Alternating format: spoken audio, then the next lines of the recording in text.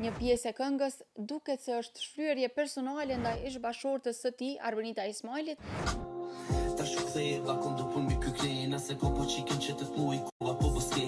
ku disa mezi kanë pritur që Fero të rikthehet në muzikë, ku mendojnë se Fero po bie ndesh me deklaratat e mëparshme, ku thoshte se muzika është haram dhe është ndaluar në fenë islame.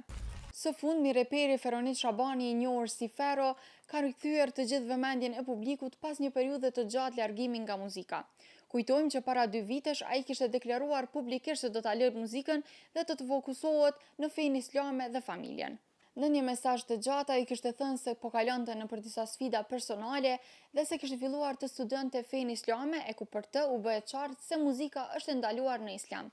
Ai gjithashtu kishte kërkuar falje për këngët e publikuara dhe i ftonte ndjekësit që të mos i ndëgjonin më këngët e tij. E mbrëm me 26 mars, Fero kishte publikuar një snippet në Instastorin e tij në Instagram, duke lënë të kuptohet që mund të kthehet në muzikë. Një pjesë e këngës duket se është shfryerje personale ndaj ish-bashortës së tij, Arbenita Ismailit, e ku në një pjesë përmend edhe vajzën e tij, duke thënë që nuk e ka parë që 8 muaj.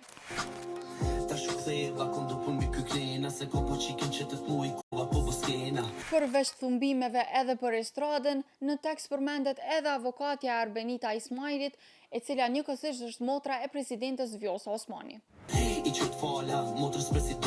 E gjithashtu po flitet se Fero aktualisht është në menaxhimin e Rinar Hykollit, ish menaxherit të këngëtares së njohur Tajna. E për këtë temë, patjetër që publiku është ndarë në mes. E kemi ato anë ku disa mezi kanë pritur që Fero të rikthehet në muzikë dhe e kemi një anë tjetër ku mendojnë se Fero po bie ndesh me deklaratat e mëparshme, ku thoshte se muzika është haram dhe është ndaluar në fenë islame. E mbetet të shihet në ditët në vijim nëse Fero do të rikthehet plotësisht në muzikë apo jo.